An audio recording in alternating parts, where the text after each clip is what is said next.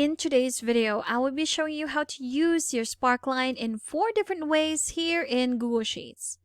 So with our Sparkline, there are actually 4 types. We have our line chart, our bar chart, our column chart, and our win-loss chart. So let's start off with our line chart. Put in your equal sign, type in Sparkline, or select it right here. Here's our syntax. We have our data and our options.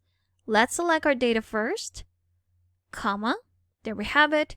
Then we have our curly brackets, and in quotation marks, type in chart type, comma. Next one would be our chart type, which is our line chart. So we're going to just put line in quotations, close it off with our curly brackets, press enter, and here we have it. So this is a small line chart showing trends or changes over time, ideal for visualizing data progression across several points.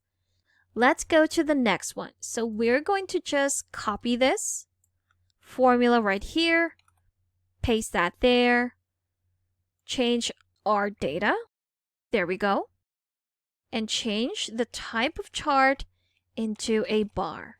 Now for our bar Sparkline, this fills a horizontal bar to show how big each value is compared to the rest in just one cell.